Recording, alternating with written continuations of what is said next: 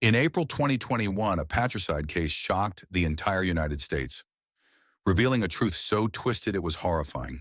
The exemplary father, Daniel Halseth, was brutally murdered by his own daughter and her boyfriend, Aaron Guerrero.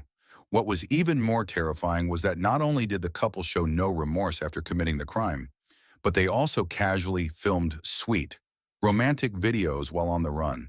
Behind this bloody case, was it ultimately revenge for a long period of alleged abuse? Or was it simply a frenzied crime committed out of blind love, as the evidence was revealed in court? A family tragedy more brutal than any fictional script gradually emerged. Daniel Halseth was born on May 28, 1976. He grew up in Estacada, a satellite city of Portland, Oregon, USA, from a young age. He and his two brothers worked on the family farm. These childhood experiences not only forged Daniel into a hardworking and resilient man, but also helped him realize the importance of family and loved ones early on. In high school, Daniel showed a passion for music. He gradually taught himself to play the drums and the piano.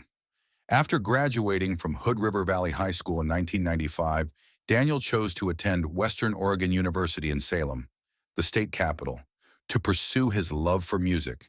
After completing his bachelor's degree, he continued his studies at Corban University, also in Salem, and eventually earned a Master of Business Administration MBA.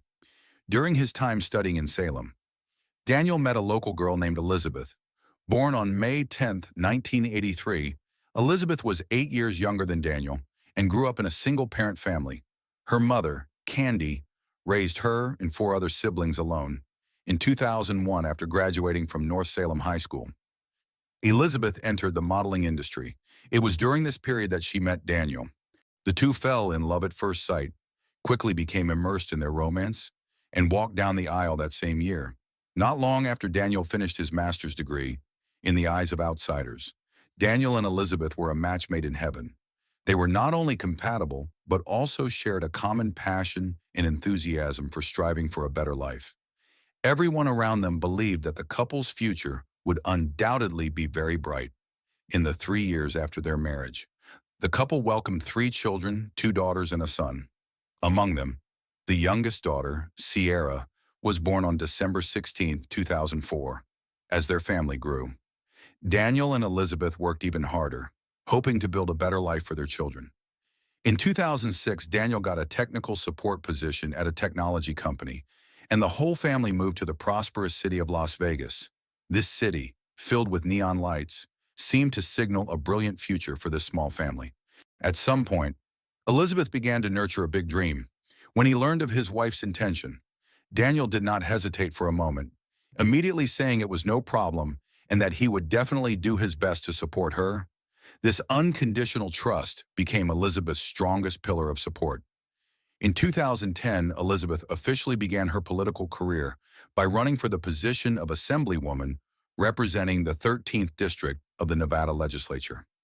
As a newcomer to politics with no background or connections, Elizabeth had to frequently attend events and visit communities to build her reputation, and thus often had no time to care for her family. At this time, Daniel shouldered the responsibilities of a primary caregiver. He worked hard to provide a stable income for the family while single-handedly taking care of the food and daily lives of their 3 children. In addition, he not only used his computer expertise to help Elizabeth build a personal website, but also actively used his connections to help Elizabeth contact important figures in the political world. Elizabeth's tireless efforts, combined with Daniel's silent support, finally paid off. On November 2, 2010, Elizabeth, an amateur politician representing the Republican Party, defeated 2 strong opponents and successfully won a seat in the Nevada State Assembly. At the age of 27, she broke the record, becoming the youngest assemblywoman in Nevada's history. Elizabeth's election could be said to have shaken the political scene at the time. Everyone looked at this political star with admiration, believing she would certainly have a promising future after being elected. Elizabeth had to travel to Carson City, the capital of Nevada, over 400 miles, or about 640 kilometers, away from home to work, and from then on, the burden of the family fell entirely on Daniel's shoulders. He had to take care of 3 children, go to work, and also find time to help his wife manage her political career. However, gradually, in the minutiae of daily life, Daniel began to feel that something was wrong. Elizabeth came home less and less, and when she did, she was always glued to her phone. Then one time, Daniel accidentally saw some messages and discovered that Elizabeth was chatting very intimately with someone named Tiger. The content of the messages had far exceeded the boundaries of normal colleagues. Daniel directly warned Tiger, forbidding him from coming near his family. But this had no effect.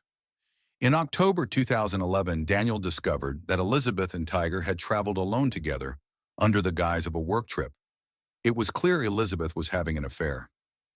Daniel, suppressing his heartbreak, confronted Elizabeth directly, although no one knows what they specifically said. That conversation clearly did not end well, because 2 days later, Elizabeth suddenly reported to the police, accusing Daniel of inappropriate behavior towards her. The police immediately arrested Daniel for making public threats. This family squabble quickly turned into a political scandal that garnered statewide attention. A wife having an affair, and the husband getting arrested. This was a very serious scandal for an assemblywoman. What was more ironic was that when she was campaigning, Elizabeth had used family as one of her promotional slogans, due to the escalating impact of the incident. Just over a year after being elected, Elizabeth had to quietly submit her resignation. After resigning, Elizabeth was forced to return to her old profession as a model. At the same time, Daniel officially filed for divorce. This divorce was extremely difficult. Although everyone understood how much of the harassment accusations were exaggerated, what was puzzling was that the judge ultimately granted custody of the 3 children to Elizabeth, leaving Daniel with only limited visitation rights. After gaining custody, Elizabeth took the children and her lover, Tiger, and moved to his hometown in Alaska, nearly 3,000 miles from Las Vegas, to start a new life. At this point, this tangled mess finally came to a temporary end. Daniel also quickly moved past the shadow of the divorce. He left Las Vegas and moved to Addison, Texas, where he took on a computer technical support job for a company in the Dallas-Fort Worth area. And here, he met his second wife, Bogdan, after getting married. The two moved back to Las Vegas together in his daily life, besides playing his favorite musical instruments. What Daniel loved most was exploring different places to admire the beauty of nature. He enjoyed hiking, photography, and also liked to share his thoughts on life on social media. This optimistic and cheerful man had regained his proud confidence by bravely facing life's challenges, and when he had the chance. Daniel would also fly to Alaska with Bogdan to visit his children. Time passed, and soon it was 2018. Good news was announced. Daniel's ex-wife, Elizabeth, decided to return to the warm climate of Las Vegas and run for the Nevada State Assembly again. Of course, the 3 children would return with her. Daniel was overjoyed upon hearing the news. This meant it would be easier for him to meet the children he missed day and night, especially his youngest daughter, Sierra. Perhaps because Sierra was the youngest and it was at the time of her parents' divorce, Daniel always felt he had missed too much time with her. This regret turned into double the love. On Daniel's social media, Sierra appeared much more frequently than her siblings. And Sierra was also particularly attached to her father, in front of the camera. She always liked to nestle in Daniel's arms. The sight of the inseparable, close-knit father and daughter was like that of an angel and her guardian. In 2019, Daniel and his second wife, Bogdan, parted amicably. However, after the divorce, they maintained a good relationship. They still occasionally went out to eat together.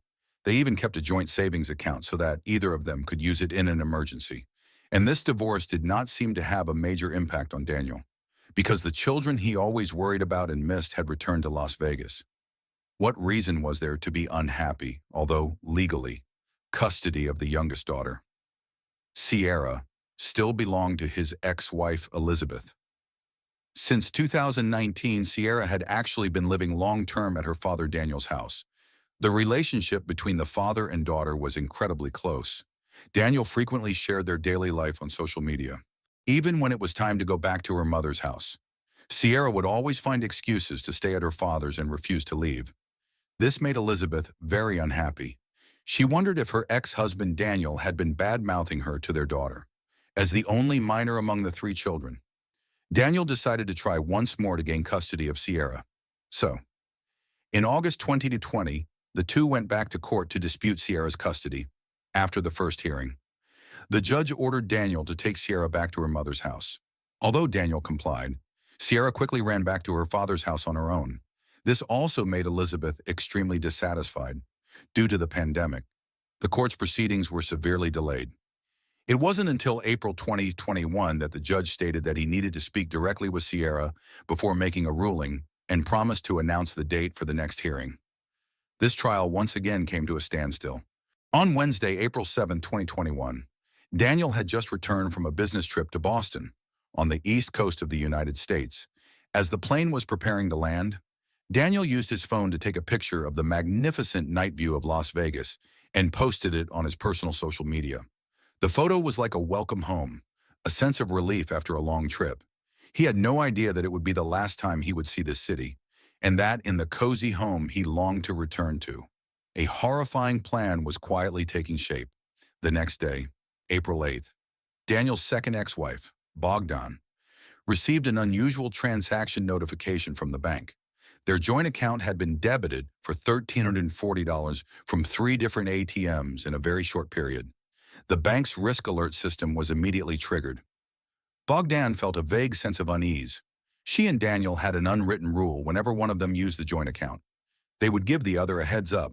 This time, not only did Daniel not notify her, but the manner of withdrawal was also very strange, split into small amounts at different locations, as if someone was deliberately trying to avoid detection. Bogdan picked up the phone to call Daniel, but the other end was just an endless ringing tone. She tried calling again several times, but the result was the same. Sensing something was wrong, she immediately contacted Daniel's mother, Christine, who lived in Oregon. Christine, after hearing Bogdan's account, also felt her heart burn with anxiety. She tried every way to contact her son, from phone calls and text messages to contacting him through social media apps. But there was no response. Living thousands of miles away, she couldn't immediately go to Las Vegas. Her last hope rested on her granddaughter Sierra, whom she knew was living with Daniel. She dialed Sierra's number. "Grandma."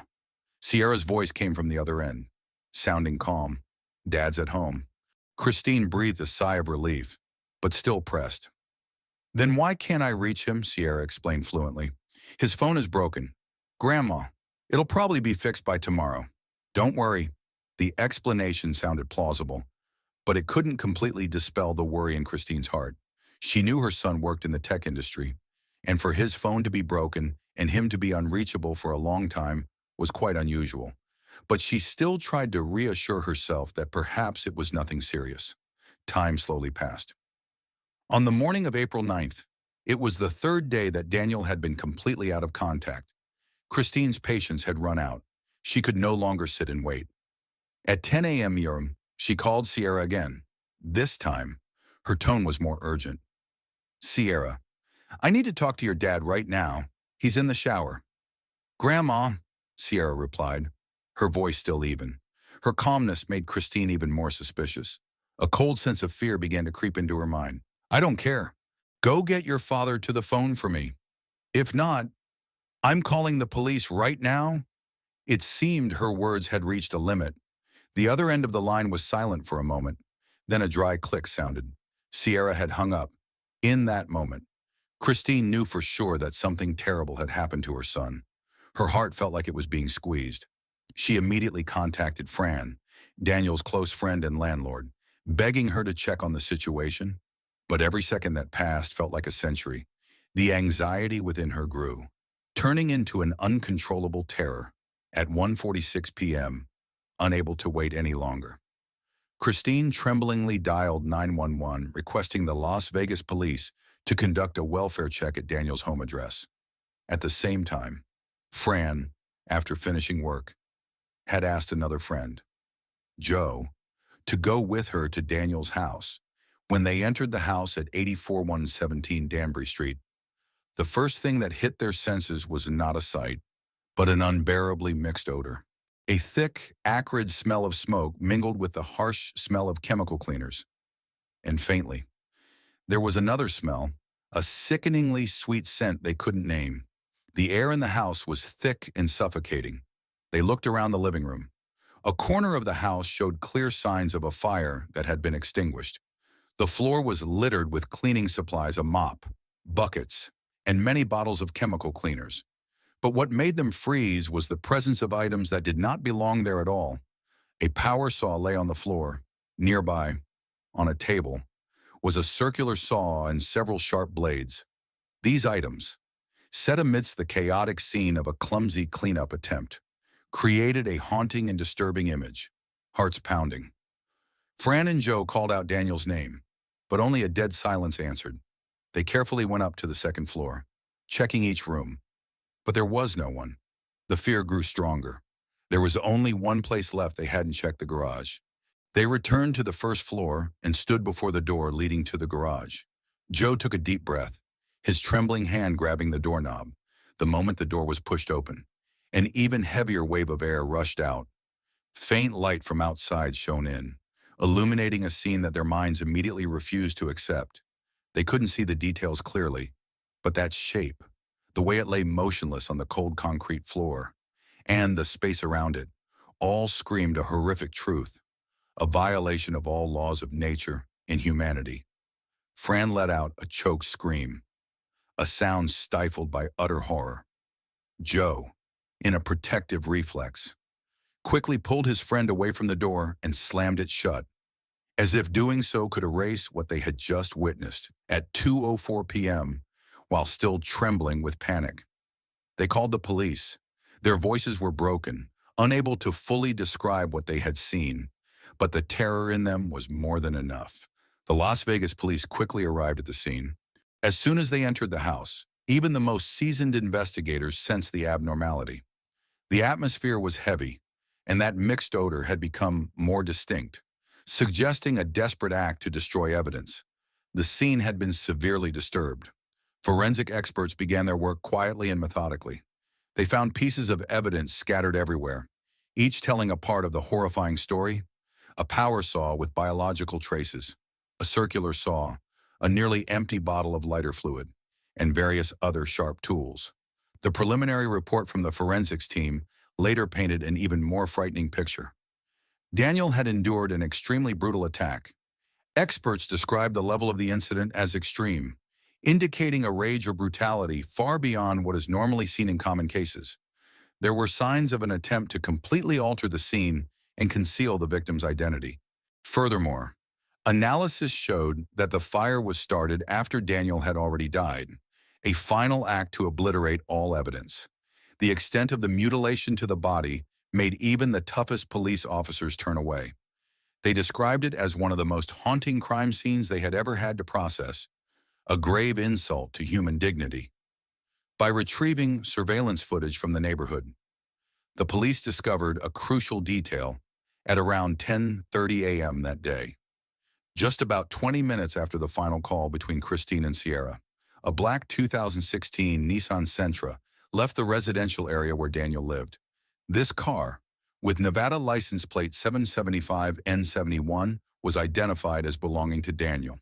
The image from the camera, though not very clear, was enough to recognize that the person behind the wheel was his daughter, Sierra.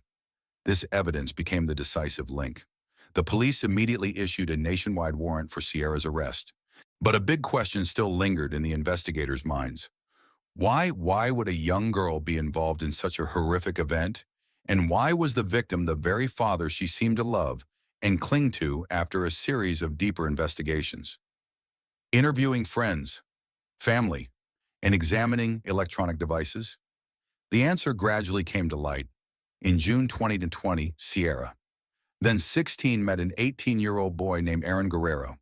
Their teenage romance quickly became passionate. They were inseparable, lost in their own world, initially. Neither Daniel nor the other parents interfered, thinking it was just a normal first love. Until December 2020, the tragedy began to brew. While casually checking his daughter's phone, Daniel was stunned.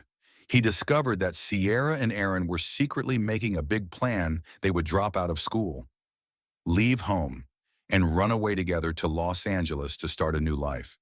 A free life they had always dreamed of. Away from adult supervision, Daniel immediately contacted his ex-wife Elizabeth. The two, though divorced, shared a common concern for their daughter. They also went to Aaron's parents to discuss the matter together. The four parents came to a unanimous decision, a decision they believed was best for their children to forbid Sierra and Aaron from seeing each other. But for the two teenagers deep in love, this decision was not protection, but a brutal attack. They could not understand their parents' worries. In their eyes, the adults had become dictators, destroying their pure love and bright future. Resentment, a feeling of being oppressed, and immature thinking mixed together, creating a toxic combination driven by extreme thoughts.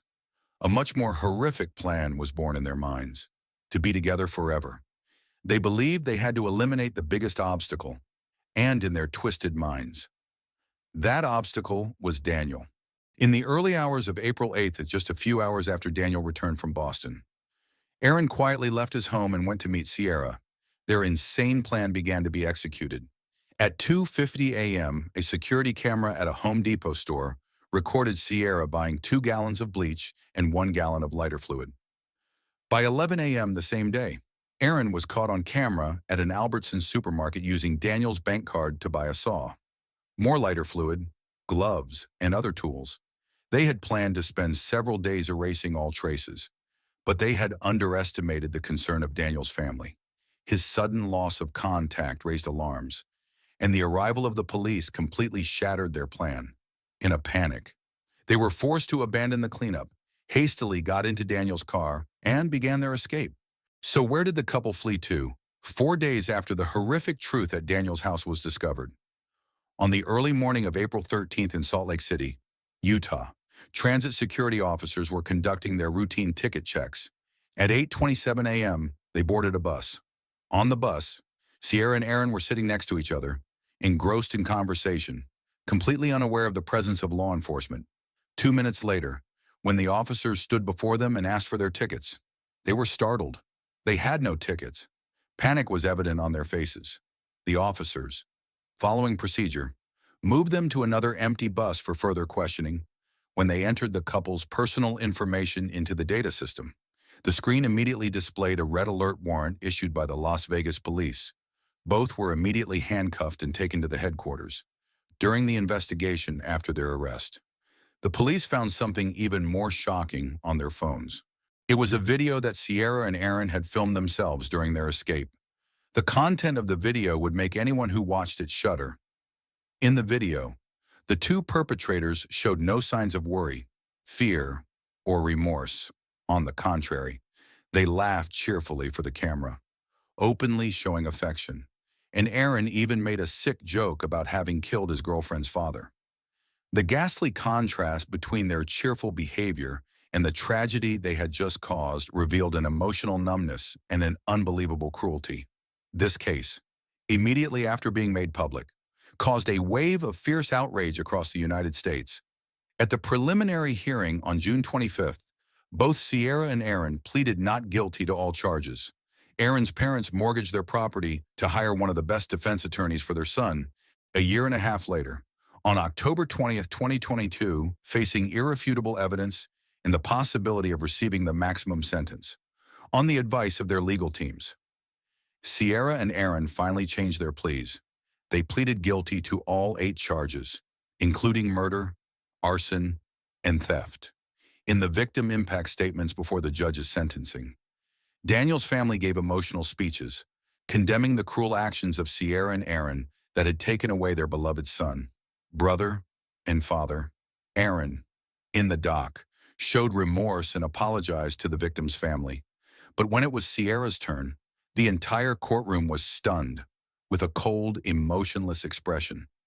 She read a prepared statement, claiming she had been physically and emotionally abused by her own father, Daniel, for a long time, and was even forced to drink alcohol. She hoped the judge could consider these circumstances to reduce her sentence. However, This defense had absolutely no evidence to support it. Even Sierra's own defense attorney, in a later interview, had to admit in this case, there is no evidence that allows me to support what Sierra said about her father. But I believe this act was certainly not without reason. Finally, the judge sentenced Sierra and Aaron to life in prison, with the possibility of parole after 22 years. They were also fined $5,000. After the trial, when asked by a reporter about the person who caused her son's tragedy, Christine, Daniel's mother, spoke through tears, her attitude clearly showing extreme pain and complete disappointment in the granddaughter she once loved. Currently, Sierra and Aaron are serving their sentences in prison. Looking at their recent photos, one still sees a normal appearance. No one could imagine that these two young people had once committed such a horrific crime. Looking back at the entire case, there is no doubt that Daniel's death was an irreparable tragedy. He was a devoted father, a good friend, a hardworking employee. The CEO of the company where he worked personally visited his family after the incident, a testament to how much Daniel was loved and respected by everyone. On December 16, 2020, Sierra's 16th birthday, Daniel posted one last article about his daughter on Facebook. He wrote, "Happy 16th birthday to my beautiful daughter. I love you so much, and I am so proud of you." He could not have imagined that less than half a year later, the very daughter he loved so dearly, the one he called beautiful, would be the one to take his life in the most brutal way. This tragedy truly makes us reflect on the cracks within families, the dangers of blind love, and the lack of communication skills between parents and children. May Daniel find peace in another world. What are your thoughts on this case? Please leave a comment, share, and your feelings with us. Hello, and see you in the next video.